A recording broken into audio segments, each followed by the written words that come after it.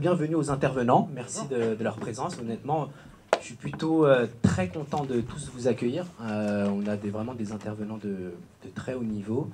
Et je pense que la salle est comble grâce à vous. Donc merci d'avoir fait le déplacement. Je voulais aussi remercier nos partenaires.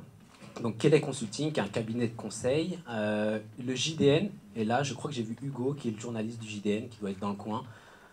Si Hugo, si tu es là, manifeste-toi, voilà, je le vois. Donc voilà, et Radium One, en fait, qui est également sponsor de la conférence. Donc voilà, donc je vous propose de commencer, et pour commencer, quoi de mieux qu'une introduction par Gilles Babinet, qui nous a fait l'honneur de sa présence. Gilles Babinet, je vous laisse la parole. Voilà. Bonjour, je suis évidemment très heureux d'être là, et félicitations à votre nouveau club auquel je souhaite une longue, heureuse et efficace vie. La première chose que je voudrais dire, c'est que je trouve particulièrement déloyal de la part des organisateurs de me faire intervenir après une jeune et jolie, talentueuse chanteuse pour parler de l'écosystème du numérique et de ses avantages. Ça me semble être un faux pas assez marqué de votre part. Mais bon, on va faire avec. Donc je vais essayer de vous parler Je suis chauffeur de salle, donc il faut que j'essaie d'être un peu de vous réveiller. J'essaie de vous donner quelques caractéristiques sur l'écosystème français et pourquoi finalement il y a un certain nombre d'avantages. Et je pense que je vais essayer d'actualiser ça dans le contexte actuel. Je pense notamment à tous ces enjeux sur la PLF qui nécessitent et qui méritent d'être mentionnés.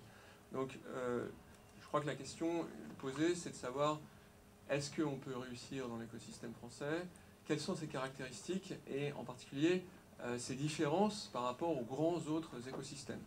Donc ça, c'est quelque chose qui m'intéresse parce que je travaille sur ce sujet depuis un peu plus de 2 ans. Vous m'entendez tous? C'est bon là? Ouais. Pas très bien. C'est mieux là? Voilà. Donc je travaille sur ce sujet depuis un peu plus de 2 ans. Avant le CNN, le Conseil national numérique donc, que j'ai présidé, j'ai travaillé sur des enjeux de compétitivité avec l'Institut Montaigne. Et dès cette époque, j'avais essayé de comparer, de faire un benchmark sur les pays qui avaient des dynamiques à l'égard de l'innovation les plus intéressantes. Donc il y a 5 pays il y a 4 pays au-delà de la France qui, à mon sens, méritent une attention particulière. C'est les États-Unis, l'Angleterre, Israël et, dans une certaine mesure, la Suède. Le Danemark, excusez-moi, qui sont des pays extrêmement intéressants, d'ailleurs abondamment mentionnés dans le rapport de l'inspection des finances, pour ceux qui sont intéressés, qui vient d'être publié sur le numérique. Le rapport de l'inspection des finances, que je vous invite à lire, qui est à télécharger sur le site de l'inspection et qui est largement retweeté, montre finalement tous les facteurs différenciants dans tous ces pays. Et il est dit, je crois, dans le 6e ou 7e slide, qu'ils n'arrivent pas à identifier des caractéristiques communes. Alors moi j'en ai parlé avec Jacques Lepape, avec les différents rapporteurs de ce rapport, que j'avais beaucoup rencontrés à l'époque où il avait fait. Et moi je leur ai dit, je pense qu'il y a 3 caractéristiques communes qui sont évidentes au travers de ces 4 pays qui réussissent dans le numérique. Ces 3, c'est un système de financement d'innovation clair et lisible, et efficace. Donc on retrouve, donc je vais y revenir. Deuxième, c'est une qualité de l'enseignement supérieur qui est organisée pour clusteriser avec des startups et des grandes entreprises et un dispositif qui fonctionne bien. Et le troisième, c'est une intentionnalité de l'État et de la commande publique qui est tournée vers le numérique. Donc ça, ce sont 3 facteurs que vous allez retrouver absolument systématiquement aux États-Unis avec le DARPA, en Israël avec de la commande publique qui vient d'à peu près tous les ministères, en Suède, au Danemark, au travers de différents dossiers comme le DMP, le dossier médical personnalisé, et en Angleterre au travers d'une impulsion massive de toute l'administration, qui est sans doute à l'échelle du pays la plus importante qui est dans le monde actuellement pour numériser l'ensemble de l'administration. Donc ça, c'est vraiment un facteur tout à fait important. Pour tout vous dire, j'étais ce matin, j'ai eu un échange avec Fleur Pellerin, et on partageait je dirais cette perception qu'il faut réussir à tourner l'administration française vers une mutation par le numérique. On a un avantage à ce titre, c'est qu'on a une administration qui est relativement centralisée. Les États fédéraux, je pense aux États-Unis et à l'Allemagne, par exemple, dans le cadre de l'implémentation du dossier médical personnalisé, ont beaucoup de difficultés parce que vous avez des standards et des normes extrêmement variés qui fait que, en gros, quand vous investissez dans le DMP, vous gâchez de l'argent. Et toutes les startups qui se sont créées aux États-Unis sur l'écosystème du DMP se sont plantées, enfin, pour la plupart d'entre elles, à commencer par Google Health, qui a beaucoup de difficultés, et je crois que d'ailleurs qui a été abandonné il y a quelques temps. Donc ça, c'est le facteur de l'administration. Le facteur du financement de l'innovation. Alors, c'est un facteur abondamment commenté. On pourrait rajouter le volet de la fiscalité qui est directement corrélé. La France est un pays particulier en ce sens où c'est le pays où la recherche publique est la plus importante au monde rapportée à la recherche privée. C'est-à-dire que, grosso modo, on a 60% des 2,1% du PIB qu'on consacre à la recherche qui viennent de financement public. Donc c'est du financement supplétif qui est censé suppléer à l'absence finalement de financement privé et qui a une relative efficacité, il faut le reconnaître, mais malheureusement qui est quand même pour le moment une cautère sur une jambe de bois. Donc il y a une vraie difficulté à faire en sorte que on ait un écosystème qui soit, comme on dit, self-sustainable en France. Et de fait, les pouvoirs publics, chaque année, rajoutent une couche de dispositifs en essayant de compenser ce qui n'a pas marché dans les années précédentes.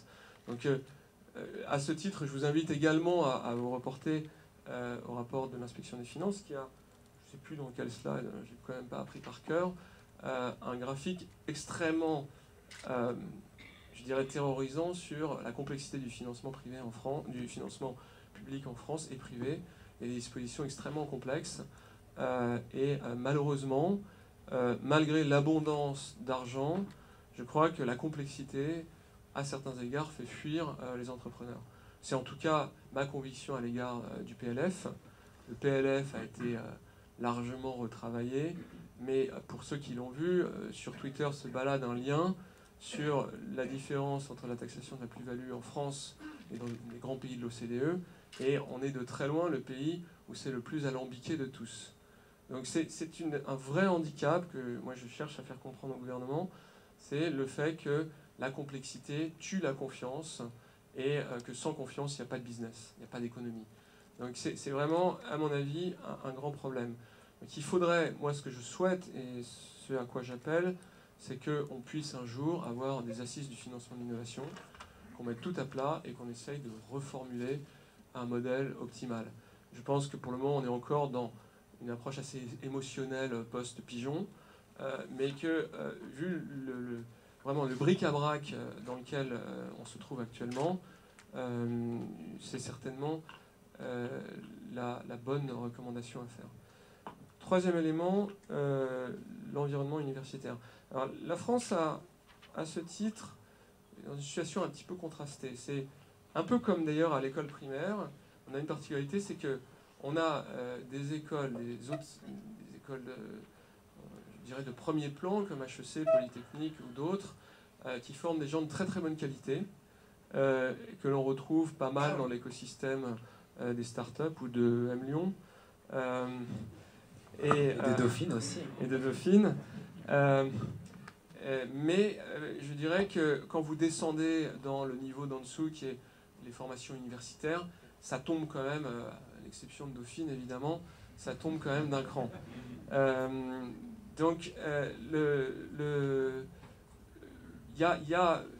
je dirais que la problématique, et c'est une problématique qui a été abordée par la précédente mandature, il faut absolument que cette mandature continue sur ce terrain-là, c'est de réussir à remonter le niveau universitaire et dans une certaine mesure de le rapprocher des grandes écoles. Donc c'est un travail qui est indispensable. Il n'y aura pas, je dirais, de réparation de la distorsion républicaine que représentent les grandes écoles à l'égard des universités sans qu'on prenne ce problème à bras-le-corps. Et par ailleurs, je vous le dis, de mon point de vue, qu'on accepte de remonter les frais d'inscription universitaire qui font qu'il n'y a pas possibilité d'avoir un PNL entre guillemets universitaire sain si on doit payer 600 € ou 400 € d'inscription comme c'est le cas aujourd'hui. Voilà, donc et paradoxalement, je crois qu'il faut le dire, il y a quand même quelques forces très très identifiées, notamment par les anglo-saxons en France.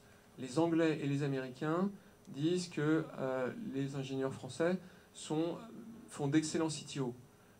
Donc ça, c'est vraiment quelque chose qui est identifié. Et vous regardez, je m'étais amusé à faire l'exercice, dans l'écosystème, on va dire, des 20 plus grandes entreprises numériques américaines, vous avez quasi systématiquement dans le top management, particulièrement au niveau des fonctions techniques des Français. Donc c'est vrai particulièrement vrai de Apple, c'est relativement vrai de Facebook. Je n'ai pas de chiffres, ou j'ai pas en tout cas réussi à percer l'organisation de Google qui est extrêmement complexe. Et Microsoft, vous avez énormément de Français dans le management de Microsoft. Donc si on arrive, je dirais, à percer ce plafond de verre et faire en sorte de remonter la qualité des formations universitaires, on aura fait un très grand pas. Le deuxième pas qui est essentiel à faire, c'est d'arriver à créer des clusters. Donc je veux dire, il faut avoir idée que des clusters, dans tous les pays que je viens de mentionner, c'est plusieurs centaines d'entreprises. Vous avez à Saclay, il y a 10 entreprises. Donc on ne sait pas faire de clusters, tout comme on ne sait pas faire de TI en France, d'entreprises de taille intermédiaire. On sait faire des startups, on sait faire quelques grosses startups qui ont une bonne exposition au niveau international. La dernière fois qu'on a fait une entreprise qui dépasse les 2 ou 3 000 personnes, c'est Business Object, ça remonte à il y a 20 ans. Donc là, c'est une des raisons qui concourt à ça, c'est le fait qu'on est un pays qui a institué un plafond entre la PME et la start-up, qui est un plafond réglementaire, où dès que vous passez 250 salariés, vous avez une complexité supplémentaire, et puis tout un tas de véhicules de financement, comme par exemple Oseo, ne vous sont plus accessibles. Donc ça, c'est évidemment éminemment problématique, et c'est extrêmement destructeur en termes de valeur et d'emploi, puisque si vous regardez les écosystèmes de l'Italie du Nord, ou de Lombardie, ou encore même du Royaume-Uni, vous comprenez immédiatement, par une simple analyse statistique, que l'emploi se trouve dans les ETI. Voilà, donc ça c'est 3 facteurs. Maintenant, si je renverse un peu je retire la casquette, entre guillemets, champion numérique, et que je vous parle en tant qu'entrepreneur, donc moi ça fait 23 ou 24 ans que je monte des sociétés en France. La première chose que je vous dirais, c'est quelque chose qui est visible pour tous les entrepreneurs ou tous les gens qui sont dans cet écosystème, qui travaillent depuis plus de 10 ans, c'est un changement de perception à l'endroit de l'entrepreneur qui est radical. Moi, je me souviens que quand j'avais commencé à entreprendre, si j'allais dans un dîner où il y avait un énarque et qu'il y avait moi, l'attention, elle était pour l'énarque.